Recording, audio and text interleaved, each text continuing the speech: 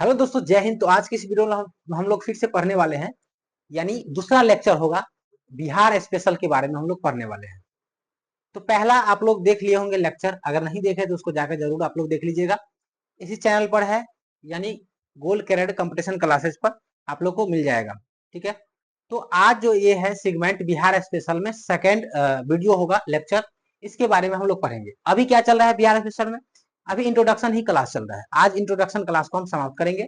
जो पहला वीडियो होगा वो आप लोग जरूर देखेंगे, तो आपको समझ में आ जाएगा, और इसको भी देखेंगे तो आपको ज्यादातर आपको समझ में आ जाएगा। फिर अगले दिन से जो चलेगा वो सिलेबस के अनुसार से चलेगा। ठीक है ना? तो एक हमें एक तरह से बिहार के पूर्ण रूप से हमको थोड़ा सा जान लेना है परिचय के रूप में, जिससे कि आपको आगे समझ में ज्यादा से ज्यादा बेहतर आएगा। तो हम लोग इसी आधार पे अगर बात करेंगे तो लास्ट जो लेक्चर हुआ था उसमें मैंने बताया था कि बख्तियार खिलजी के बारे में जब हम पढ़ रहे थे, नहीं, तो उन्होंने बिहार पर कैसे आक्रमण किया। ठीक है, बिहार को सबसे पहला बार जीता एक तरह से बोलते हो। और इसका जो जानकारी है हमें एक पुस्तक से मिलता है, जिस जो मिनहाज सिराज का पुस्तक है, तबकाते नासरी। उसी पुस्तक में इसका जानकारी मिलता है बिहार के बारे में। और इसी पुस्तक से ये भी पता चलता है कि बिहार से बिहार कहा गया। नहीं, बिहार को जो अभी बिहार नाम पड़ा है बिहार कहा गया है कि नहीं है? और बिहार शरीफ को भी कहीं ना कहीं जीतने का काम इन्होंने किया। उसके बाद एक्चुअली में जब मध्यकाल के बाद हम बात करते हैं मध्यकाल में, तो मध्यकाल को हम दो सेगमेंट में बांट देते, दो अलग अलग काल के रूप में बांट देते हैं। एक दिल्ली सल्तनत के रूप में हम पढ़ते हैं और एक मुगल काल के रूप में पढ़ते हैं। और दिल्ली सल्तनत को जो पढ़ते हैं वो 5 वंशों से चलाया जाता है। दिल्ली सल्तनत को कितने वंशों से? 5 वंशजों चलाता है। उस 5 वंशजों में 4 वंशज जो है वो कौन होता है? तुर्की के शासक, एक तरह से तुर्की के ही रहते हैं। और जो एक लास्ट जो है लोधी वंश अंतिम शासक के रूप में जो पांचवा है वो अफगानी होते हैं। क्या होते हैं? अफगानी होते हैं। तो अलग अलग यहाँ पर से चलते आ रहा था। उसके बाद जो मुगल शासक काल में आता है, मुगल शासक काल में बाबर से शुरू होता है, यानी लोधी वंश का जो अंतिम जो होता है ना, वो बाबर का माता पिता के रूप में अगर बोल सकते तो बोलना चाहोगे तो बोल सकते हो। बाबर का माता पिता अगर कहोगे तो एक था मंगोलिया का, उनकी माता कहाँ के था? मंगोलिया का, और उनका पिता कहाँ था? अफगानी का था। ठीक है ना? दोनों के मिलाव से क्या हुआ? मुगल के रूप में निर्माण हुआ। मुगल के रूप में कहलाया आगे चलकर। ठीक है ना? जो मुगल अलग अलग मुगल काल में अगर बात करेंगे तो मुगल को 1526 से लेकर 1707 तक गिनती किया जाता है। और उसके बाद से आधुनिक काल शुरू हो जाता है, पूर्व आधुनिक काल और उत्तर आधुनिक काल। नहीं, जहां से बाबर बोल सकते हो, हुमायूं बोल सकते हो, बाबर का बेटा हुमायूं। हुमायूं के बीच में एक घुस जाता है सूरी वंश, कुछ सालों के लिए, 15 सालों के लिए। और फिर से एक साल के लिए हुमायूं आता है, अकबर आता है, जहांगीर आता है, ठीक है ना, शाहजहां आता है, और उसके बाद औरंगजेब आता है। नहीं, अंत में औरंगजेब जो है बहुत सालों तक कहीं ना कहीं शासन किया। और एक तरह से बोल सकते हो कि जहांगीर के समय ही अगर आप समझना चाहोगे तो जहांगीर के समय ही कौन आ गया था तो बोल सकते हो ईस्ट इंडिया कंपनी। ठीक है ना, ब्रिटिश ईस्ट इंडिया कंपनी आया था और व्यापार करने के लिए। तो जहांगीर के समय, शाहजहां के समय व्यापार अच्छे से किया। लेकिन अब धीरे धीरे इतना लगभग 100 साल लगभग पूर्णे ही वाला था जब औरंगजेब मरता है, उसी के आसपास 100 साल पूर्णे वाला था। वो चाह रहा था, अंग्रेज चाहता था, यानी ब्रिटिश ईस्ट इंडिया कंपनी चाहता था कि अब मैं अपना साम्राज्य फैलाऊं। नहीं, क्योंकि टैक्स मैं नहीं दूं, बहुत सालों से रह रहा हूं, टैक्स मैं कहा दूंगा। यानी इसी तरह से उन्होंने चढ़ाई करना स्टार्ट, यहाँ से करना स्टार्ट कर देता है। ठीक है ना? जैसा कि मैंने बताया था कि बंगाल में हुगली है, उस स्थान पे बमबारी होता है, इसी के चक्कर में होता है, और उसको ध्वस्त कर देता है ब्रिटिश ईस्ट इंडिया कंपनी को। ठीक है ना? यहीं से फिर से शुरू होना स्टार्ट हो जाता है किसका? साम्राज्य का। ऐसे तो साम्राज्य जितना स्टार्ट करते हैं 1757 से, यानी प्लासी के युद्ध से शुरू होता है साम्राज्य के रूप में गठन। लेकिन यहाँ पर से बढ़ हो जाता है। अंग्रेज यानी ब्रिटिश ईस्ट इंडिया कंपनी चाहता है कि औरंगजेब कब से कब मर जाए, जल्दी से जल्दी मर जाए, जिससे कि हम क्या करें? साम्राज्य के रूप में बड़ा हो जाए। क्यों साम्राज्य के रूप में बड़ा हो जाए? जैसा कि मैंने आप लोग को समझाया था कि जो भारत है ना, वो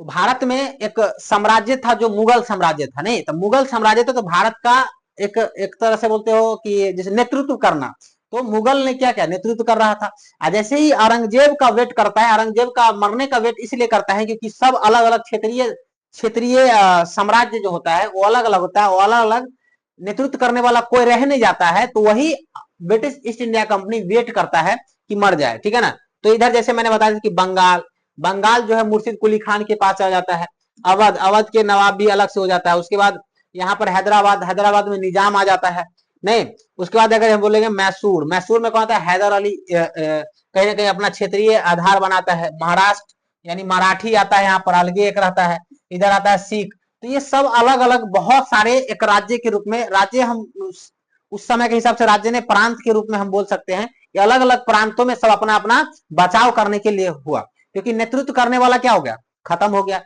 नेतृत्व खत्म हो गया तो अब सब, और अंग्रेज क्या इस पर करेगा, ब्रिटिश इंडिया कंपनी इस पर धावा बोलेगा और अपने अंदर कब्जा करेगा इसको, ठीक है ना, धीरे धीरे जीतना स्टार्ट कर देगा, सबसे एक दूसरे से लड़ेगा और जीतना स्टार्ट करेगा। इतना बात समझ में आया, यानी इसको हम कल ही बताए थे, ठीक है। अगर ध्यान से देखें तो यहीं से स्टार्ट होता है, यहीं से क्या स्टार्ट होता है, तो आप बोल सकते हो कि गुलाम वंश का शुरू होता है। दिल्ली सल्तनत का जब बात करते हैं, गुलाम वंश, गुलाम वंश में एक शासक हुआ करता था इल्तुतमिश, क्या होता था, इल्तुतमिश, इल्तुतमिश, हाँ सही बोले इल्तुतमिश। ये इल्तुतमिश कौन है भाई, तो बोलोगे दिल्ली का शासक, दिल्ली का सुल्तान, किस वंश का, तो बोल सकते हो गुलाम वंश का। ये पहला सुल्तान है, ये इल्तुतमिश क्या है, पहला सुल्तान है जो बिहार को दिल्ली सुल्तान में घोषित कर दिया, सॉरी दिल्ली शासक में क्या कहते हैं उसको, दिल्ली सल्तनत में इसको घोषित किया। बिहार को कहा किया, दिल्ली सल्तनत में घोषित किया। ये पहला सुल्तान था जो दिल्ली सल्तनत में घोषित किया। इसको लिखेंगे बाद में, पहले हम समझ लेते हैं। सल्तनत, दिल्ली सल्तनत में घोषित किया पहली बार,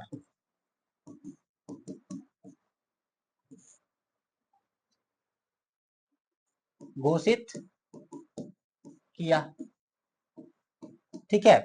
अब ये घोषित तो कर दिया, इसके बाद क्या होता है, जैसे जब शासक होता है ना, तो शासक के नीचे एक सूबेदार होता है, क्या चीज का पद होता है, सूबेदार का, यानी शासक के बाद जो बड़ा पद होता है ना, वो होता है सूबेदार का। क्या होता है, सूबेदार।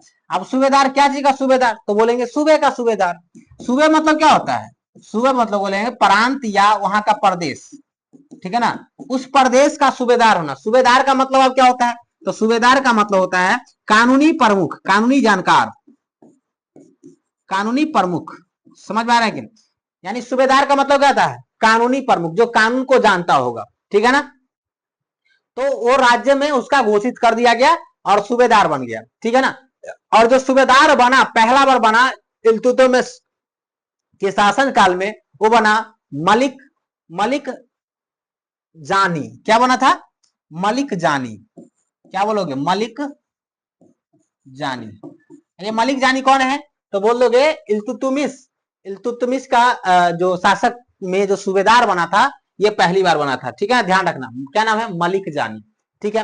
अब क्या होता है आगे चलकर इसको अगर हम आगे, इसको सभी वंश को तो भारत वाला में पढ़ना है नहीं, लेकिन उतना नहीं ध्यान रखना है इसको, क्योंकि हम बिहार के स्तर पर पढ़ रहे हैं, तो बिहार में जितना जरूरी है उतना ही। तो पहली बार इसको हम क्यों बताए हैं, क्योंकि ये पहली बार क्या किया, दिल्ली सल्तनत में किसको घोषित किया था, तो बिहार को पहली बार घोषित किया था, बिहार को ही पहली बार घोषित कर दिया गया था, दिल्ली सल्तनत में मिला लिया गया था, इसलिए इसको हम बताए हैं, ठीक है ना।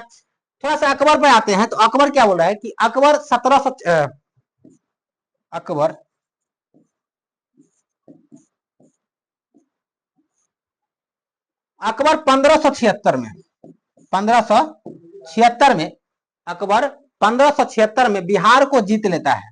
क्या करता है, बिहार को जीत लेता है। ये भारत वाला में जब पढ़ेंगे ना, भारत का इतिहास, तो उसमें आपको लगातार एक ईस्वी दिखाई देगा। यहाँ पर क्यों नहीं दिखाई दे रहा है, यहाँ पर इसलिए नहीं दिखाई दे रहा है क्योंकि बिहार के इंपोर्टेंस से हम जान रहे हैं, नहीं क्योंकि बिहार स्पेशल है। तो पहला बार अकबर अकबर कब जीता था, यानी मुगल काल में अगर हम बात करेंगे, मुगल काल में अकबर ने बिहार को जीत लिया था। कब जीता था, तो 1576 में जीता था, 1576 में। और बिहार को क्या था, एक प्रांत के रूप में भी घोषित किया था। जिस समय अकबर के पास 12 प्रांतों को घोषित किया था। कितने प्रांतों को उस समय घोषित किया था, 12 प्रांत को घोषित किया था। उस 12 प्रांत में बिहार भी एक प्रमुख प्रांत था, ठीक है ना। तो अकबर ने एक तरह से बोल सकते हो, अकबर ने 12 प्रांतों को मुगल काल में, अकबर 12 प्रांतों को मुगल काल में घोषित किया,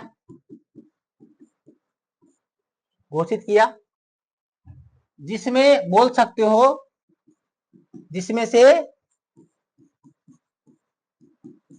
से बिहार एक प्रमुख प्रांत था, ठीक है। यानी एक तरह से बोल सकते हो कि अकबर ने 1576 में क्या किया, तो 1576 में बिहार को जीता। और एक तरह से बोल सकते हो कि अकबर जो है 12 प्रांतों को मुगल काल में घोषित किया। कब, तो बोलोगे 1580 में।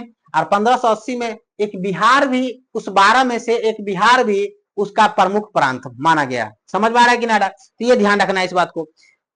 अगर यहीं से अगर हम लोग देखते हैं तो मैंने क्या बताया कि ब्रिटिश ईस्ट इंडिया कंपनी का आगमन कब होता है भारत में, तो बोलोगे कब होता है, 1708 में, सॉरी 1608 में। 1608 से आगमन होता है, 1608 से आगमन होता है। और यहीं पर कहीं ना कहीं साथ में औरंगजेब का कहीं ना क्या होता है, मृत्यु होना स्टार्ट हो जाता है, मृत्यु हो जाता है शायद। औरंगजेब का नहीं, औरंगजेब तो 1707 में चलता है, क्या बोलते हैं उसको, अकबर का, ठीक है ना। तो इस तरह से आप लोग चलता है। इतना समझ में आ गया। अब थोड़ा सा यहां पर आगे चलते हैं, जैसे इसी को आगे थोड़ा सा बढ़ाते हैं। जब हम, अब साम्राज्य कैसे बढ़ाएगा, आप तो बहुत सारे 100 साल तक लगभग कर लिया हो, नहीं लगभग कितना, 100 साल तक कर लिया। अगर 1707 का अगर बात बोलेंगे, 1707 का, तो लगभग 100 साल तक हो जाता है। कब, कहां से बात बोलेंगे, तो जहांगीर से, जहांगीर, शाहजहां, और फिर कौन आता है, ये औरंगजेब। तो जहांगीर से अगर गिनती करोगे तो लगभग 100 साल तक व्यापार करता है, कहां, भारत में, ब्रिटिश इंडिया कंपनी। अब उसका सब्र से बांध टूट जाता है कि अब हम साम्राज्य स्थापित करेंगे। तो सबसे पहला बार जो युद्ध करता है ना, वो सबसे पहला बार युद्ध करता है 1757 में, 1757 में। और इस पलासी का युद्ध होता है। क्या चीज का होता है, पलासी का युद्ध होता है, ठीक है ना। 1757 में पलासी के युद्ध में अगर एक तरफ बोलेंगे कि बंगाल का जो नवाब था, बंगाल का नवाब सिराजुद्दौला, कौन था, सिराजुद्दौला, ठीक है ना। और जो ब्रिटिश इंडिया कंपनी का की तरफ से नेतृत्व कौन कर रहा था, तो रॉबर्ट क्लाइव। क्या बोलोगे, रॉबर्ट क्लाइव, ठीक है ना। इस दोनों के बीच हुआ, इस दोनों के बीच एक तरह से बोल सकते हो कि युद्ध हुआ, जिसमें बंगाल कहीं ना कहीं क्या हो जाता है, किसके पास चला जाता है, ब्रिटिश ईस्ट इंडिया कंपनी के बाद चला जाता है। रॉबर्ट क्लाइव इसको जीत लेता है बंगाल को। अब बुरी तरीका से हार मिलती है, और यहीं से माना जाता है ब्रिटिश ईस्ट इंडिया कंपनी का कहीं ना कहीं साम्राज्य के रूप में चालू हो जाता है। समझ में आना। तो पहला जो युद्ध होता है 1757 में, पलासी का युद्ध, वो बंगाल के नवाब सिराजुद्दौला के साथ और कंपनी के रॉबर्ट क्लाइव के साथ होता है, जिसमें षड्यंत्र के साथ साथ बंगाल को जीत लेता है और उस पर नियंत्रण कर लेता है, ठीक है ना। इसी युद्ध के बाद एक और युद्ध होता है जिसका नाम है 1764 में, इसका नाम है बक्सर का युद्ध। क्या होता है, बक्सर का युद्ध,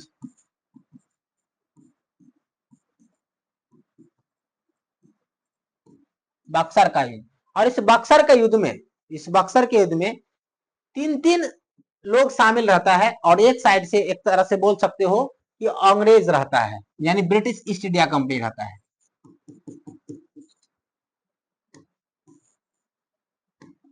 ब्रिटिश ईस्ट इंडिया कंपनी, ठीक है। और इधर से कौन रहता है, तो बोल सकते हो कि अवध के नवाब, ठीक है ना, उसके बाद बंगाल के नवाब, और उसके बाद बोल सकते हो कि मुगल बादशाह, मुगल बादशाह। और तीनों को क्या करता है, तीनों को कहीं ना कहीं इसमें फिर से विफल एकदम मात देता है, और तीनों को षड्यंत्र के साथ बोल सकते हो कि कहीं ना कहीं ब्रिटिश ईस्ट इंडिया कंपनी इस तीनों को खत्म करके क्या करता है, यहाँ पर फिर से इसको भी कब्जा कर लेता है, यानी इस पर पूर्ण रूप से अवध पर भी कब्जा हो जाता है बंगाल के साथ साथ। समझ में आ रहा है कि ना रहा है, यहाँ पर ध्यान रखना कि बंगाल, बंगाल का सिराजुद्दौला होता है, ठीक है ना, और उस पर कर लेता है। इतना समझ में आ गया। तो यहां पर मैंने बक्सर का युद्ध देख लिया, ठीक है, और यहां से पूर्णतः अब शुरू हो जाता है साम्राज्य किसके हाथ में चला जाता है, ब्रिटिश इंडिया कंपनी का। और धीरे धीरे भारत क्या होता है, भारत अंग्रेजों का यानी ब्रिटिश ईस्ट इंडिया कंपनी के हाथों में पूर्णतः एकदम साम्राज्य के रूप में बढ़ने लगता है आगे, ठीक है ना, यानी पूर्ण रूप से साम्राज्य के रूप में आगे कौन बढ़ाता है, ब्रिटिश ईस्ट इंडिया कंपनी अपना एक तरह से बोल सकते हो कि शासक चलाना स्टार्ट हो जाता है यहाँ पर, ठीक है ना, शासन करना स्टार्ट कर देता है यहीं से, ठीक है ना। अलग अलग अपना एक तरह से द्वैत शासन लाता है, ठीक है ना, अलग अलग समय में 20 सालों का कानूनी प्रावधान लाता है, हर 20 सालों में चेंज करते रहता है, और धीरे धीरे इस तरह से चलते रहता है। इसी बीच क्या हुआ था कि 1905 में अगर बात करेंगे, कब, 1905 में बंगाल विभाजन, 1905 में बंगाल विभाजन होता है, और ये भी षड्यंत्र के साथ ही किया जाता है बंगाल विभाजन, समझ में ना। जो बंगाल विभाजन किसके काल में होता है, तो बोलोगे लॉर्ड कर्जन के समय, लॉर्ड कर्जन के समय बंगाल का विभाजन कर दिया जाता है, ठीक है ना। अब बंगाल का जब विभाजन कर दिया जाता है, वो बंगाल का विभाजन दो रूपों में किया जाता है, ठीक है ना। आज का जो बंगाल आप दिख रहा है ना, वो दो रूपों में दिख रहा है, एक पश्चिम बंगाल और एक पूर्वी बंगाल, ठीक है ना। तो पश्चिम बंगाल का जब हम बात करते हैं, तो पश्चिम बंगाल में कौन कौन हो जाता है, पश्चिम बंगाल, बिहार, उड़ीसा, झारखंड, अभी के झारखंड बोल सकते हो, तो अभी का बिहार नहीं, अभी का झारखंड, क्योंकि बिहार से टूटा है तो झारखंड, ठीक है ना, और इसी में उड़ीसा, ये सब आ जाता है पश्चिम बंगाल, ठीक है ना। पूर्वी बंगाल में कौन होता है, तो बोल सकते हो असम उस समय, ठीक है ना। अभी के एक तरह से बोल सकते हो कि बांग्लादेश,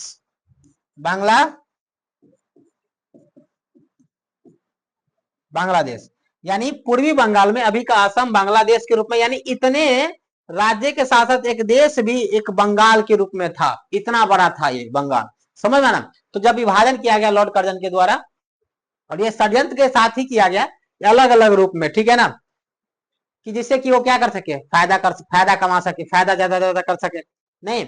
और बहुत सारे पश्चिम बंगाल के जो नेता थे उस समय का, पश्चिम बंगाल में थे, तो वो चाह नहीं रहे थे, लेकिन उन्होंने कर दिया इस प्रकार से, ठीक है ना। अब धीरे धीरे क्या होता है, यही मांग जब उठता है, तो सबसे पहले बात दिल्ली दरबार लगता है। किसके लिए दिल्ली दरबार लगता है, तो बोलोगे जॉर्ज पंचम के लिए। 1911 में जॉर्ज पंचम आता है भारत, यानी इसके लिए दिल्ली दरबार को सजाया जाता है,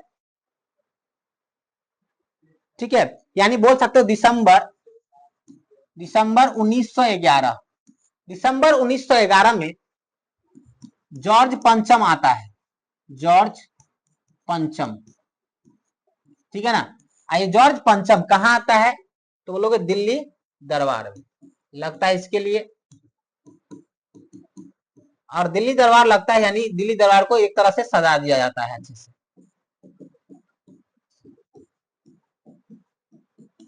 किनके लिए सजाएगा, तो बोलोगे जॉर्ज पंचम के लिए।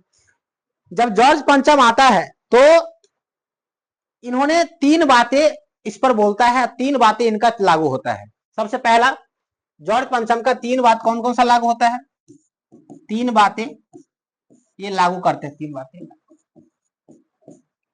सबसे पहला, जो बंगाल विभाजन हुआ था 1905 में, उस विभाजन को क्या कर देता है, रद्द कर देता है। बंगाल विभाजन को क्या करता है, रद्द कर देता है। तो लॉर्ड कर्जन का बंगाल विभाजन, लॉर्ड कर्जन का बंगाल विभाजन रद्द कर दिया जाता है, ठीक है ना। दूसरा क्या था कि वहां बहुत सारे नेता हो गया था, एक तरह से बोल सकते हो कि बंगाल में। तो इस तरह से अब वहां की राजधानी जो है सुरक्षित नहीं रह गया है, क्योंकि अंग्रेज जो राजधानी वही था, तो वो चाह रहा था कि अब पश्चिम, अब बंगाल में राजधानी ना होकर कहां हो जाए, तो दिल्ली राजधानी कन्वर्ट हो जाता है। तो राजधानी कहां कर दिया जाता है, दिल्ली। राजधानी कहां कर दिया जाता है, दिल्ली। बंगाल से कहां राजधानी, दिल्ली चला जाता है। समझ में आ रहा है कि मैडम। और इसी समय ये भी घोषणा करता है, चाह रहा था कि जो रविंद्रनाथ टैगोर और भी बहुत सारे लोग थे जो बिहार की से रिलेटेड, बिहार से रिलेटेड भी था, लेकिन वो तो वहां के थे, और भी बिहार से बहुत सारे रिलेटेड थे, जो उन्होंने चाहा कि अब बंगाल से हमें बिहार को अलग कर दो, ठीक है ना। तो ये भी तीन बातों में ये भी लागू था कि बिहार प्रांतों को बंगाल से, बंगाल प्रांत से, बंगाल प्रांत से बिहार, बिहार प्रांत घोषित करना, बिहार प्रांत घोषित करना, यानी एक तरह से अलग करना। समझ में आ रहा है। तो इस रूप में ये अलग कर दिया जाता है। बात समझ में आ रहा है कि ना। यानी जैसे डॉक्टर राजेंद्र प्रसाद, महेश राय, ठीक है ना, महेश राय सिन्हा, उसके बाद बोल सकते हो डॉक्टर सच्चिदानंद सिन्हा, ये सब बिहार के लोग थे, और ये चाहते थे कि बिहार हमें एक अलग मिले, तभी बिहार को एक तरह से हो पाएगा, बंगालियों से अलग होना चाहिए। कौन सब चाह रहा था, जैसे सच्चिदानंद सिन्हा, महेश राय सिन्हा, नहीं, डॉक्टर राजेंद्र प्रसाद, ये सब चाह रहा था कि बंगाल से एक बिहार अलग हो, एक बिहार की नई पहचान बने, ठीक है ना, जो हमें मिलता है। तो बिहार को अलग कर दिया जाता है। बिहार को कब अलग कर दिया जाता है, तो बताओगे कि 22 मार्च 1912 को, क्योंकि घोषित कर दिया था कौन, पंचम, नहीं, जॉर्ज पंचम। तो 22 मार्च 1912 को बिहार एक बनता है, बिहार प्रांत बनता है। बिहार घोषित करना, किससे बिहार घोषित किया गया, तो बोलोगे बंगाल से, बंगाल प्रांत से, प्रांत से बिहार का अलग होना, अलग होना, ठीक है ना, बिहार प्रांत का अलग होना, ठीक है ना। अब उसके बाद अगर बात बोलेंगे तो 1 अप्रैल 1936, 1 अप्रैल 1936 को बिहार से क्या चीज अलग होता है, तो बिहार प्रांत से, बिहार प्रांत से या बिहार प्रदेश से उड़ीसा को अलग किया जाता है। उड़ीसा अलग होता है, ठीक है ना। और लास्ट अभी जो हुआ है, तो बोल सकते हो कि 15 नवंबर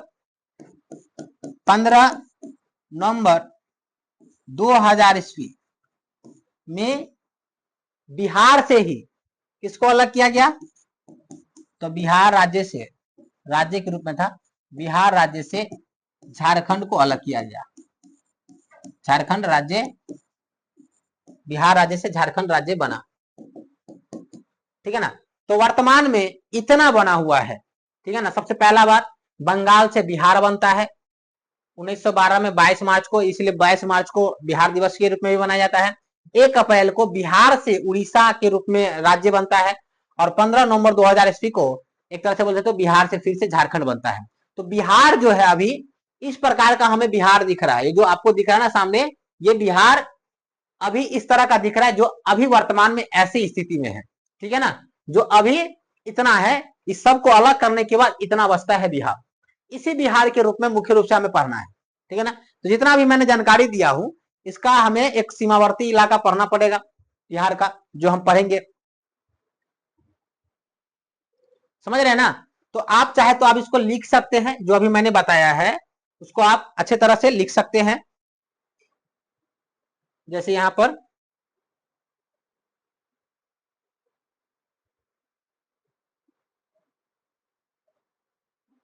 एक बार मैं बोलता जाऊंगा, आप लिख देंगे इसको। आप कहने का मतलब यहां पर है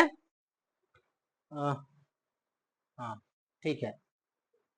तो इल्तुतमिश जो है एक तरह से शासक था। कहाँ का शासक था? दिल्ली सल्तनत का जो शासक था। पहली बार बिहार को दिल्ली सल्तनत में घोषित किया गया, ठीक है ना। तो आप लिख सकते हो कि मध्यकाल में दिल्ली सल्तनत के शासनकाल के दौरान इल्तुतमिश के द्वारा पहली बार बिहार को दिल्ली सल्तनत में मिलाया गया, ठीक है ना। इसको लिख सकते हैं। दूसरा पॉइंट में क्या लिख सकते हैं? तो बोल सकते हो कि इसी प्रकार इल्तुतमिश ने दिल्ली सल्तनत का पहला सुल्तान था जिसने बिहार को जीता था। तो बोल सकते हो कि दिल्ली सल्तनत का एक पहला शासक था इल्तुतमिश, जो बिहार को जीतने वाला था वो, ठीक है ना। और इसी के द्वारा सूबेदार का भी घोषित किया गया। इसी के द्वारा सूबेदार को घोषित किया गया था। नहीं, सूबेदार कौन होता है? कानूनी प्रमुख, कानूनी की जानकार होते हैं। और इस सूबेदार कौन बना? तो बोल सकते हो कि मलिक जानी। कौन बना था? मलिक जानी बना था, जो किसी प्रदेश का बनाया गया था, ठीक है ना। इतना समझ आया। अब देखो, उसके बाद मैंने बताया था कि 1576 में बिहार को इसी ने जीता। नहीं, कौन जीता? अकबर ने। कौन जीता? अकबर ने। तो अकबर ने 1576 में बिहार को जीत लेता है। और 1580 में, ध्यान रखना, 1580 में 12 प्रांतों का मुगल काल घोषित करता है। यानी इस रूप में एक तरह से बोल सकते हो, अकबर ने साम्राज्य में कुल कितने प्रांतों को घोषित करता है? 12 प्रांतों को, जिसमें से बिहार एक प्रमुख प्रांत माना जाता है, ठीक है ना, इस 12 प्रांतों में 1580 में। उसके बाद क्या है कि इसको अगर हम हटा दें यहां पर से, चलो ठीक है, ये नहीं है। तो अब आगे चल के क्या होता है? 1757, क्योंकि यहां से यहां तक तो चलता है। इसके बाद बिहार के लिए कौन मुख्य रूप में होता है? तो प्लासी का युद्ध आता है। जो प्लासी के युद्ध में 1757 में ब्रिटिश ईस्ट इंडिया कंपनी के साथ और बंगाल के नवाब के साथ क्या होता है? एक युद्ध छिड़ता है, जिसका नाम पड़ता है प्लासी का युद्ध, प्लासी के क्षेत्र में। अब यहाँ पर दोनों में से कौन जीतता है? तो बोलोगे कि ब्रिटिश ईस्ट इंडिया कंपनी की तरफ से कौन नेतृत्व करता है? तो बोलोगे रॉबर्ट क्लाइव। और बंगाल का नवाब कौन होता है उस समय? सिराजुद्दौला, जो कहीं ना कहीं बुरी तरीका से षड्यंत्र के साथ रॉबर्ट क्लाइव इसको जीत लेता है और कुल मिलाकर बंगाल पर नियंत्रण कर लेता है, ठीक है ना। जो आगे चलकर एक और युद्ध से हमको देखने को मिलता है, वो इसमें तीन एक साइड से रहता है, जिसमें अवध, बंगाल और मुगल, अवध के शासक, बंगाल के शासक और मुगल शासक जो बादशाह के रूप में। तो बक्सर के युद्ध में, जो 1764 में बक्सर का युद्ध हुआ था, और इसमें भी ब्रिटिश ईस्ट इंडिया कंपनी अच्छे तरह से जीत लेता है। और कहीं ना कहीं इसमें भी षड्यंत्र के साथ, लोभी के साथ, लोभी दिया जाता है। बहुत सारे कहानी है जो आगे आपको पढ़ने को मौका मिलेगा, समझ में ना। तो इसमें भी ये क्या करता है? बाजी मार लेता है ब्रिटिश ईस्ट इंडिया कंपनी। यहीं से समझा जाता है कि साम्राज्य के रूप में एक घोषित हो जाता है। 1905 में बंगाल विभाजन किया जाता है, और लॉर्ड कर्जन ही बंगाल को विभाजन किया जाता है, वो अपने फायदा के लिए करता है, ठीक है ना। और जो बंगाल का विभाजन होता है, तो वर्तमान समय में अगर बोलोगे तो पश्चिम बंगाल और पूर्वी बंगाल था। पूर्वी बंगाल के अगर आधार पर देखोगे तो पूर्वी बंगाल में अभी का असम और बांग्लादेश अभी का दिख रहा है, और पश्चिम बंगाल में बिहार, झारखंड, उड़ीसा, जो अभी अलग अलग राज्य के रूप में घोषित हो गया है। इतना बड़ा था बंगाल, ठीक है ना। अब आगे चलते हैं। तो अगला जो 1911 में भारत यानी दिल्ली दरबार में कौन आता है? जॉर्ज पंचम आता है। यानी अच्छे से दिल्ली दरबार को सजा दिया जाता है उनके लिए। और इसी बीच में सबका सुनता है, लेकिन ये अपना 3 गो बातें घोषित कर देते हैं। इनको सबसे पहले सब चीज पहले पता था कि क्या होने वाला है, क्या हो रहा है, सब चीज जानकारी था इनको। तो इसलिए क्या किया? 3 बातें इन्होंने बताया कि लॉर्ड कर्जन के द्वारा जो बंगाल का विभाजन किया गया था उसको रद्द कर दिया। दूसरी बात है कि दिल्ली जो राजधानी जो बंगाल था, उस बंगाल को राजधानी को हटाकर क्या कर दिया? राजधानी आपको दिल्ली कर दिया, ठीक है ना। मुख्य रूप से जैसे दिल्ली चल जाएगा तो जो मैन नेता था उससे दूर अगर चल जाएगा, तो सबसे अगर किसी साम्राज्य का जो मैन नींव होता है ना, वो राजधानी होता है। तो राजधानी अगर नजदीक में रहेगा तो हल्ला बोले करेगा, तो इसलिए दिल्ली कर दिया। तीसरा है कि बंगाल प्रांत से बिहार प्रांत को अलग करने की बात कर दिया। तो ये अलग एक हो जाता है, जो 1912 में आपको देखने को मिलता है। तो यहाँ देखिए 22 मार्च 1912 को बंगाल प्रांत से बिहार को अलग कर दिया जाता है। और इसमें जो सबसे अहम रोल था वो किसका था? अहम रोल तो बोल सकते हो डॉक्टर राजेंद्र प्रसाद का। डॉक्टर राजेंद्र प्रसाद भी चाहते थे कि अलग हो जाए बंगाल से, ठीक है ना। डॉक्टर सच्चिदानंद सिन्हा, डॉक्टर सच्चिदानंद सिन्हा, सच्चिदानंद सिन्हा, समझ। रमेश राय सिंह बोल सकते हो, कौन? रमेश राय सिंह भी बोल सकते हो, ये भी चाहते थे, रमेश राय सिंह। तो ये बिहार के प्रमुख नेता थे उस समय के, बोल सकते हो, और चाहते थे कि बंगाल से बिहार एक अलग प्रांत बने, जिससे कि बिहार का भी एक तरह से बोल वाला हो। क्यों रहे अलग? मतलब उसी एक भाषा, एक तो भाषा डिफरेंस था नहीं, जिसको दिक्कत हो रहा था, तो इसलिए बिहार को उन्हें अलग करवाया। उसके बाद लास्ट में जो अगला हुआ है, तो बिहार से, बंगाल से बिहार अलग हुआ था 1912 में, और बिहार से जो उड़ीसा बनता है 1 अप्रैल 1936 को, और फिर लास्ट में जो है 2000 में अभी अलग जो हुआ है 15 नवंबर 2000 को बिहार राज्य से झारखंड राज्य बना है, ठीक है ना। तो इतना तक बिहार कहीं ना कहीं है, इतना तक बिहार कहीं ना कहीं आपको देखने को मिलेगा। तो अब तक, अब बोल सकते हो इसके बाद अब तक बिहार के सीमा में कोई परिवर्तन नहीं हुआ। इसके बाद बोल सकते हो, इसके बाद बिहार के सीमा में, बिहार के सीमा में, इसके बाद बिहार के सीमा में अब तक कोई परिवर्तन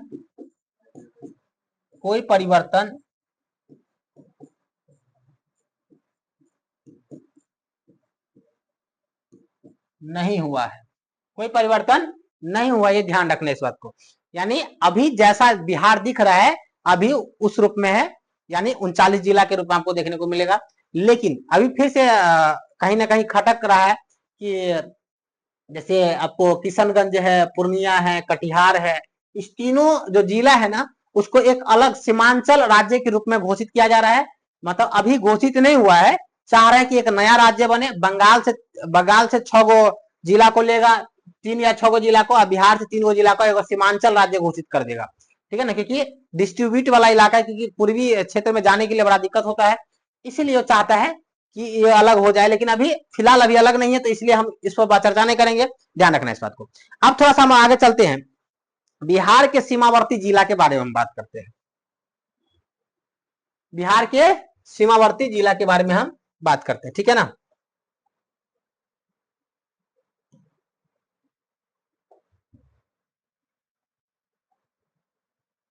अब बिहार की सीमावर्ती जिला का जब बात करते हैं तो इसमें आपको बहुत चीज दिखने को मिलता है। यहाँ पे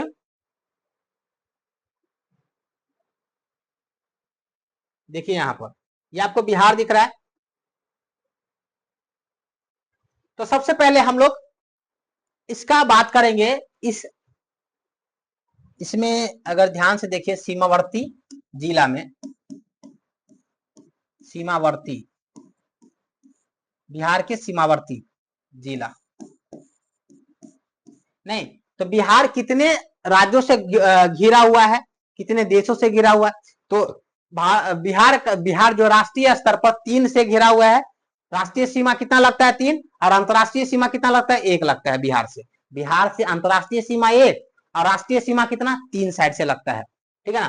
पूरब से, दक्षिण से और पश्चिम से राष्ट्रीय सीमा, जबकि उत्तर से अंतरराष्ट्रीय सीमा लगता है, यानी नेपाल के बारे में। तो सबसे पहले हम लोग इसमें समझते हैं कि बिहार जो है उत्तर से जो नेपाल से लगता है, स्थित है, उससे कौन कौन सा जिला सटा हुआ है? क्योंकि हम यहाँ पर लिखे सीमावर्ती जिला, आपको याद रहनी चाहिए सीमावर्ती जिला। नहीं याद रहेगी तो क्या होगा, इसमें आपको दिक्कत हो जाएगी।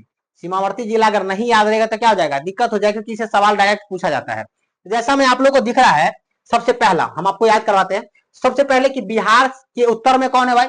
तो बोलोगे नेपाल। बिहार के उत्तर में कौन है? नेपाल, ठीक है ना। बिहार के उत्तर में नेपाल। बिहार के पूर्व में कौन है? तो बोलोगे पश्चिम बंगाल। कौन है? पश्चिम बंगाल, ठीक है ना। अब बिहार के दक्षिण में कौन है? तो बोलोगे झारखंड। कौन है? झारखंड। अब बिहार के पश्चिम में कौन है? तो बोलोगे उत्तर प्रदेश। कौन है? उत्तर प्रदेश। समझ ना, ये 4 चीजें देख रहा है कि तो उत्तर प्रदेश, झारखंड और पश्चिम बंगाल, ये बिहार मतलब भारत के राज्य है जो बिहार के साथ सीमा साझा करता है, और नेपाल एक देश है जो उत्तर में बिहार के साथ सीमा साझा करता है। इतना समझ में आ गया। अब नेपाल से कौन कौन सा बिहार का जिला लगता है आप लोग को ध्यान रखना है, कितना जिला लगता है ये भी ध्यान रखना है, ठीक है ना। तो यहां पर देखिए सबसे पहले यहां पर क्या है, पश्चिम चंपारण। यहां पर क्या है तो हम बोलेंगे पश्चिम चंपारण, पश्चिम चंपारण। और यहीं से गांधी जी क्या करते हैं, आंदोलन का शुरुआत करते हैं, आपको पता ही होगा नहीं। उसके बाद है पूर्वी चंपारण। क्या है ये, पूर्वी चंपारण, ठीक है ना। उसके बाद यहां पर सीतामढ़ी। क्या है ये, सीतामढ़ी, सीतामढ़ी, ठीक है। उसके बाद है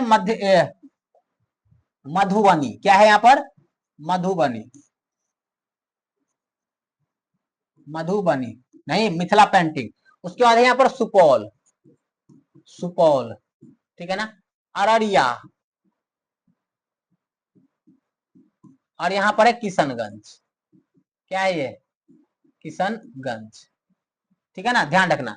तो यहां पर आपको गिनती करोगे तो 1 2 3 4 5 6 7, 7 जिला लगता है। कितने जिला लगता है, तो नेपाल के साथ बिहार का जो जिला लगता है 7 जिला लगता है। ये सातों जिला को आपको याद रखना पड़ेगा। एक डायरेक्शन भी याद रखेंगे तो आपको दिमाग में रहेगा, ठीक है ना। क्योंकि हो सकता है किसी बच्चे को पूरा का पूरा जिला याद हो, किसी को ना याद हो, तो आप लोग को ध्यान रखना पड़ेगा, क्योंकि आप एग्जाम में डायरेक्ट ये क्वेश्चन आने वाला है। देखो सबसे पहले हम यहाँ पर ये उत्तर से पूरब की दिशा की ओर जाएंगे तो कैसे याद रखना है। सबसे पहले क्या है, चंपारण। तो चंपारण में 2 गो चंपारण, चंपारण में कितना चंपारण, 2 गो। एक पश्चिमी चंपारण इस साइड का पश्चिम है तो पश्चिम चंपारण, इस साइड का है तो पूर्वी चंपारण, समझ में आया ना। तो पश्चिम चंपारण, पूर्वी चंपारण। उसके बाद आता है सीतामढ़ी। क्या आता है, सीतामढ़ी। उसके बाद आता है मधुबनी। क्या आता है, मधुबनी। उसके बगल में कौन आता है, सुपौल। सुपौल के बाद कौन है, अररिया। अररिया के बाद कौन है, किशनगंज। तो ये 7 जिला है, ये सातों जिला आप लोग को ध्यान रखनी पड़ेगी। ये सातों जिला क्या करना पड़ेगा, ध्यान रखना पड़ेगा, तो ही हो पाएगा। समझ में आ रहा है कि ना। तो हम इस सातों जिला को लिखते हैं और उसके बाद अलग से उसको लिखते हैं, ठीक है ना, तो आपको समझ में आएगा। तो सबसे पहले हम 7 जिला को लिखते हैं, ठीक है ना। देखिए तो 7 जिला में सबसे पहले लिखेंगे, सबसे पहले लिखेंगे सातों जिला में। आपको फिगर बनाना है, ठीक है ना। फिगर बनाकर इसको एक बार फिगर बनाना है, ठीक है ना। किसी तरह 4 या 5 बनाएंगे तो आपको आ जाएगा, ठीक है ना। फिगर बना के और इसको लिखना है, जैसे मैंने लिखा यहाँ पर ना, यहाँ पर जैसे मैंने लिखा हुआ है, इसको आप उसी तरह लिखेंगे, ठीक है ना। तो सबसे पहले हम यहाँ पर लिखा देते हैं आपको।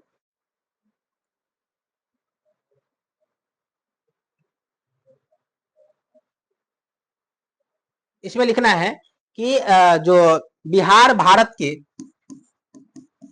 बिहार भारत के उत्तरी पूर्वी राज्य है, उत्तरी पूर्वी राज्य है, उत्तरी पूर्वी राज्य है।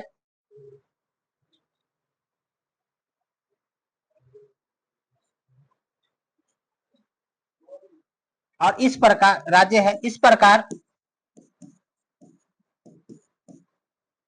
स्थलबद्ध बोल सकते, बिहार भारत के उत्तरी पूर्वी, स्थलबद्ध लिख लो तो ठीक रहेगा। स्थलबद्ध क्यों बोले, बिहार भारत के उत्तरी पूर्वी राज्य, राज्य स्थलबद्ध के रूप में है, स्थल वध के रूप में है। स्थलबद्ध क्यों कह रहे हैं, क्योंकि बिहार जो है ना वो किसी समुद्र से नहीं लगता है, किसी पानी से नहीं लगता है, स्थलबद्ध है। तो इस प्रकार लिख सकते हो कि इस प्रकार बिहार का समुद्र से सीधा संपर्क नहीं है। इस प्रकार बिहार से, बिहार से समुद्र का सीधा संपर्क नहीं, सीधा संपर्क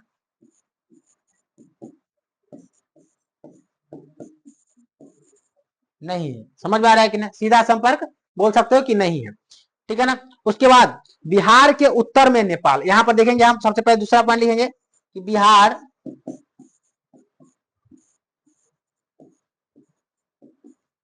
बिहार के उत्तर में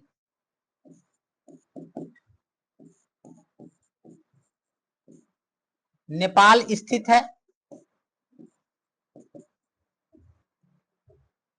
पूरब में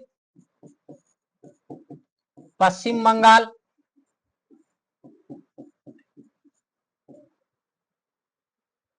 कौमा दक्षिण में झारखंड एवं पश्चिम में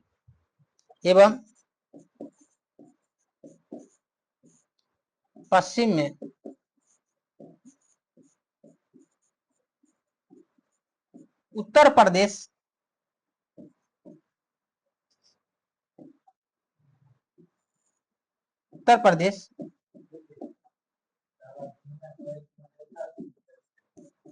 स्थित है। यहां पर समझ में आया, बिहार भारत के उत्तर पूर्वी राज्य है जो स्थलबद्ध के रूप में है, और इस प्रकार बोल सकते हो बिहार से समुद्र का सीधा संपर्क नहीं है।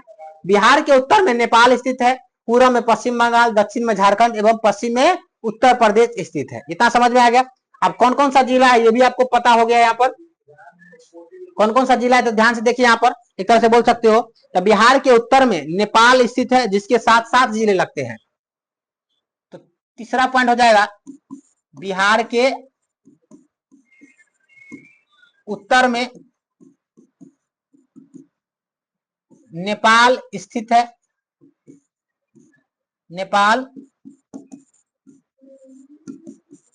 है। जो कहीं ना कहीं अंतरराष्ट्रीय सीमा लगता है। अंतरराष्ट्रीय सीमा साझा करता है। अंतरराष्ट्रीय सीमा, ठीक है ना, स्थित है। जो जो जो 7 जिलों का सीमा साझा होता है। साझा सीमा साझा होता है या 7 जिलों का सीमा जुड़ा हुआ है, ठीक है ना। जो 7 जिला में कौन सा है तो सबसे पहले बोलोगे पश्चिम चंपारण,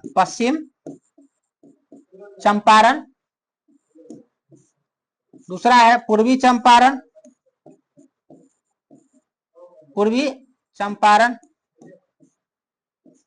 और तीसरा है सीतामढ़ी,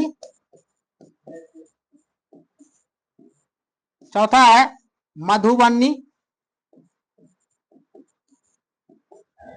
पांचवा है सुपौल, छठा है अररिया, सातवां है किशनगंज,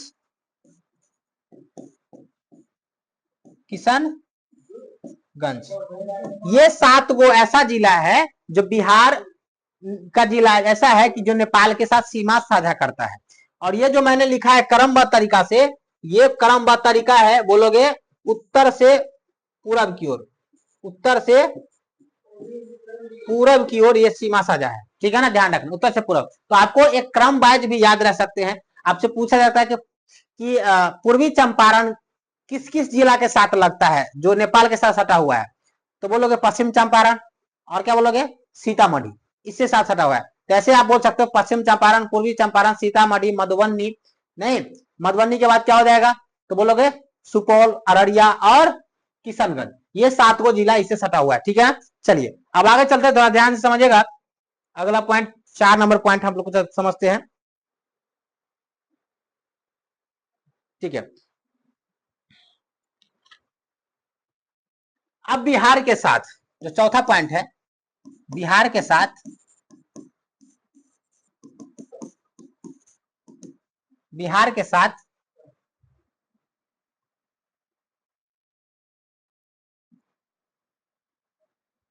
पश्चिम बंगाल, बिहार के साथ पश्चिम बंगाल,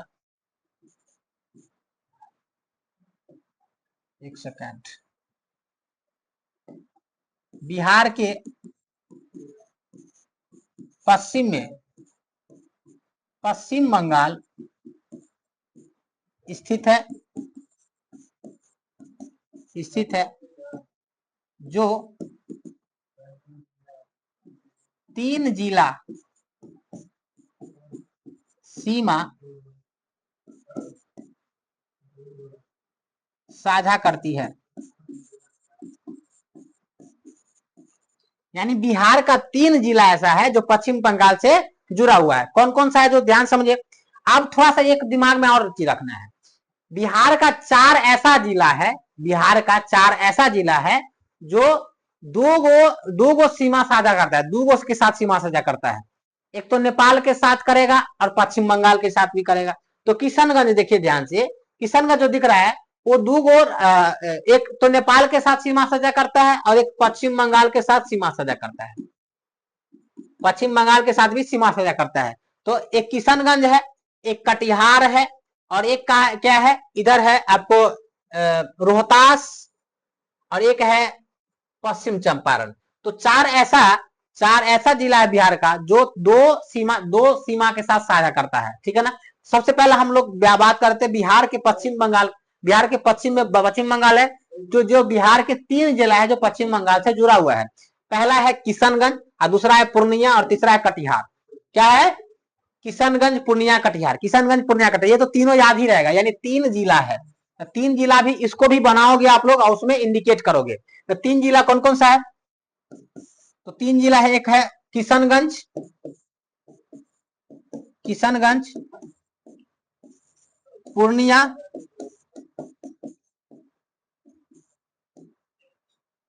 किशनगंज हो गया, पूर्णिया,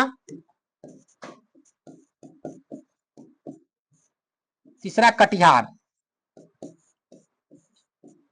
ये तीनों जिला जो है पश्चिम बंगाल के साथ क्या कर रहा है, सीमा साझा करता है। और इसको कैसे क्रमवाइज लिखे हम, तो बोल सकते हो कि उत्तर से दक्षिण की ओर, ऐसे भी क्रम, आपको क्रमवाइज याद रहेगा ना तो आपको ध्यान रहेगा कि किसी जिले के साथ कैसे सीमा साझा करता है। तो पूर्णिया बीच में आता है, किशनगंज और कटिहार के बीच में पूर्णिया है जो पश्चिम बंगाल के साथ सीमा साझा करता है। इतना समझ में आएगा 4 गो पॉइंट। नहीं, अब थोड़ा सा चलते हैं दक्षिण का बात करते हैं हम। जब दक्षिण का बात करेंगे तो बिहार के दक्षिण में झारखंड राज्य है। कौन सा राज्य है, झारखंड। आपको पता है कि झारखंड बिहार से अलग हो चुका है, कब अलग हो चुका है, तो 15 नवंबर 2000 ईस्वी को, 15 नवंबर 2000 ईस्वी को अलग हो गया, ठीक है ना। अब देखिए इसको, अब उत्तर सॉरी पश्चिम से भी इसको पूरब की तरह हम नापेंगे, मतलब कौन कौन सा राज्य आता है इसके बारे में पहले। तो एक तरफ तो देख लिए कि नेपाल के साथ 7 गो जिला है जो सीमा साझा करता है, और पश्चिम बंगाल के साथ 3 गो जिला जो सीमा साझा करता है। नहीं, झारखंड के साथ कितना जिला है ध्यान से देखिएगा। सबसे पहला है रोहतास, क्या है यहाँ पर, रोहतास, ठीक है ना। उसके बाद है औरंगाबाद, औरंगाबाद, ठीक है ना। उसके बाद अभी जो गया लिखा हुआ ना, गया का नाम क्या पड़ गया, गया जी, गया का नाम वर्तमान में क्या है, गया जी पड़ गया है। उसके बाद नवादा, ठीक है ना, जमुई, उसके बाद बांका, क्या बोलोगे, बांका, और भागलपुर, भागलपुर, और किशनगंज, कटिहार जो है वो दोनों राज्य में आता है, झारखंड में भी या पश्चिम बंगाल से भी सटा हुआ है, तो बोल सकते हो कटिहार।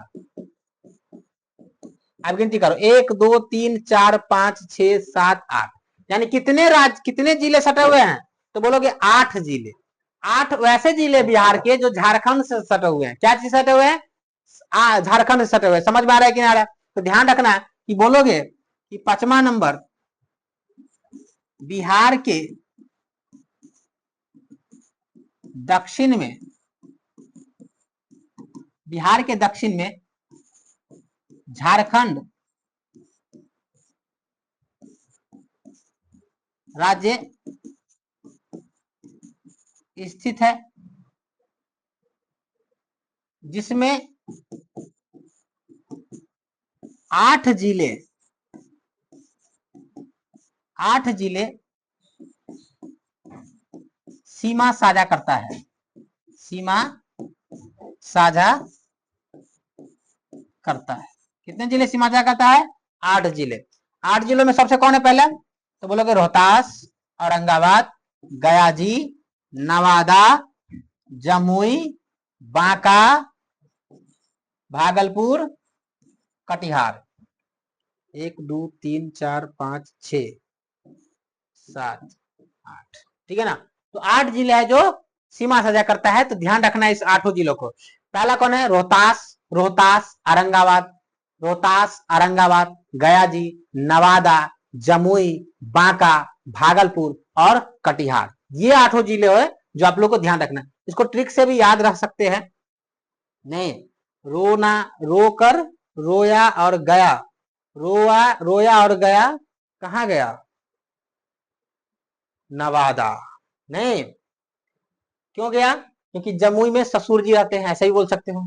जमुई में ससुर जी रहते हैं। इतना जोर से भौंका ससुर जी कि वो भागा। कहां भागा? भागलपुर। क्योंकि कटिहार जा नहीं सकता है, कटिहार में कुट्टी कुट्टी काट देता है। समझ आता है? ऐसे भी याद रख सकते हो। तो हम बोलते हैं कि ट्रिक पर मत याद रखो। ट्रिक पर याद रखोगे ना तो ये कहीं ना कहीं भुतला जाओगे इसमें से। तो आपको डायरेक्ट याद रखना है। डायरेक्ट क्या है? तो 2-2 करके या 3-3 करके याद रखोगे तो हो जाएगा। जैसे रोहतास औरंगाबाद, रोहतास औरंगाबाद, रोहतास औरंगाबाद। नहीं, गया जी नवादा, गया जी नवादा, गया जी नवादा। उसके बाद जमुई बांका, जमुई बांका, जमुई बांका, ठीक है ना। भागलपुर कटिहार, भागलपुर कटिहार, ऐसे याद हो जाएगा। नहीं तो इस तरह से आप लोग याद रख सकते हैं। तो ये दक्षिण का राज्य हो गया और दक्षिण राज्य बिहार से सटा हुआ है। इतना समझ में आ गया। अगला जो है एक उत्तर प्रदेश के साथ सटा हुआ है, उसको देख लेते हैं। 6ठा नंबर देखिए ध्यान से। अब जब उत्तर प्रदेश का हम बात करते हैं तो उत्तर प्रदेश में कौन कौन सटा हुआ है देखो। इस साइड से नीचे से अगर हम दक्षिण से कहां चलेंगे तो उत्तर की ओर। तो सबसे पहला आता है कैमूर जिला। कौन सा आता है? यहाँ उत्तर प्रदेश, उत्तर प्रदेश, ठीक है ना। तो कैमूर जिला, ठीक है ना। उसके बाद कैमूर के बगल में है बक्सर।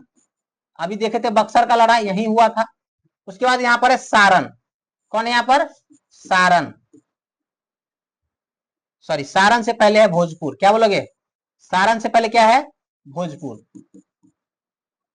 सारण से पहले क्या है? भोजपुर। थोड़ा सा पहले फिर से हम लिख देते हैं। पहला है कैमूर जिला, ठीक है ना। कैमूर के बाद है बक्सर,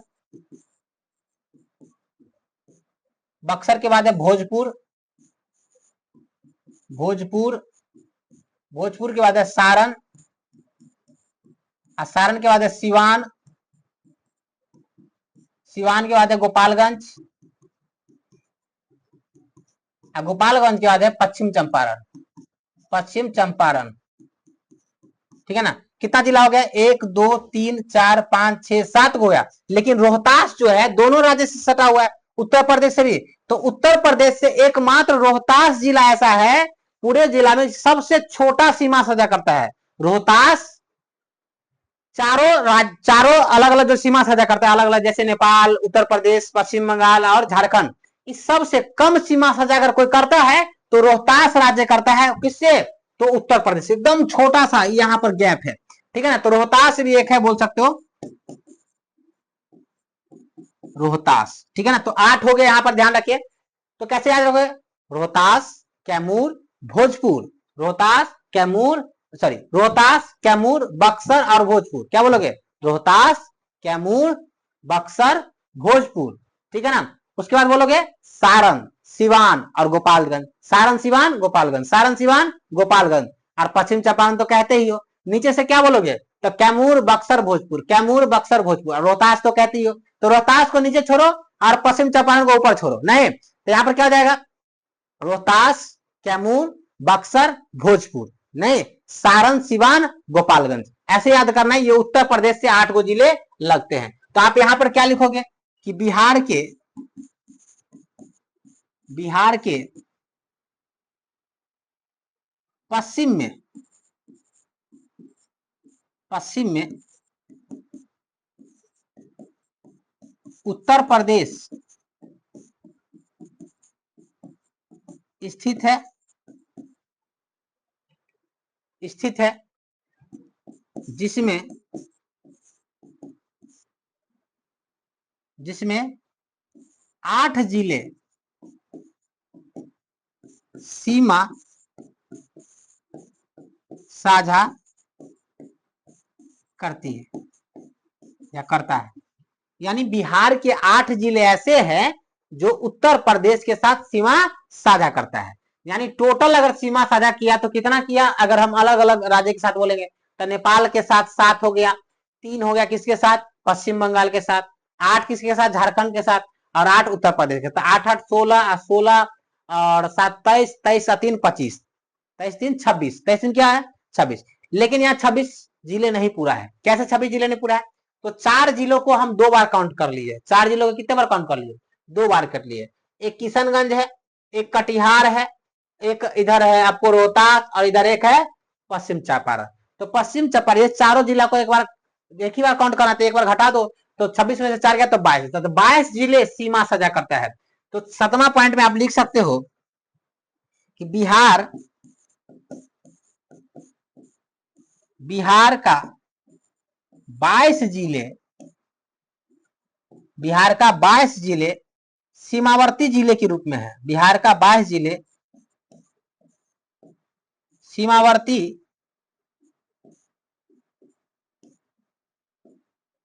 जिले के रूप में है। समझ आया ना, यानी बिहार के कितने जिले हैं ऐसा कि सीमा साझा करता है, तो बोलोगे 22 जिले ऐसा है जो सीमा साझा करता है। जिस 22 जिलों में से 4 जिले ऐसे हैं जो 2 राज्यों के साथ सीमा साझा करता है। समझ में आना, जैसे पश्चिम चंपारण, तो पश्चिम चंपारण जो है वो नेपाल से भी सीमा साझा करता है और उत्तर प्रदेश से भी नहीं। किशनगंज नेपाल से भी सीमा साझा करता है, पश्चिम बंगाल से भी नहीं। कटिहार पश्चिम बंगाल से भी सीमा साझा करता है और झारखंड से भी नहीं। उसके बाद एक और है रोहतास जो है झारखंड से भी और उत्तर प्रदेश से भी सीमा साझा करता है। समझ में आ रहा है कि नहीं आ रहा है, यानी ये 4 गो ऐसा जिला है कि 2 गो अलग अलग से सीमा साझा करता है। इतना बात आप लोग को समझ में आ गया कि नहीं आ गया। एक बार हम ये दोहरा देते हैं आपको कि जो 22 जिले हैं वो आप लोग को याद हुआ कि नहीं हुआ। एक बार थोड़ा सा आंख बंद करके देखिए ध्यान से, इसको मैं हटा देता हूं तो आपको दिमाग में रहेगा, ठीक है ना। इसके सामने मैं ही आ जाता हूं, या इसको हम एक काम करते हैं, बड़ा कर देते हैं।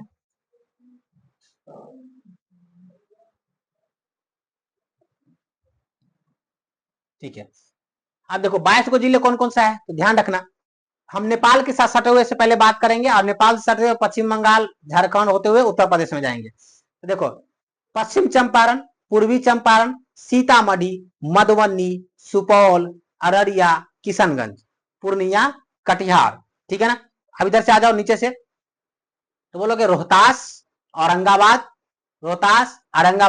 गया जी, नवादा, जमुई, बांका, भागलपुर, कटिहार। अब इधर से नीचे से चलो तो यहाँ पर रोहतास बात कर लिए हैं, तो रोहतास, कैमूर, बक्सर, भोजपुर, ठीक है ना, सारण, सिवान, गोपालगंज, और लास्ट में पश्चिम चंपारण, जैसे मैंने बोला। तो ये 22 गो जिले जो है क्या किससे सीमा साझा करता है, तो बोलोगे सीमावर्ती इलाका है बिहार का, क्या है,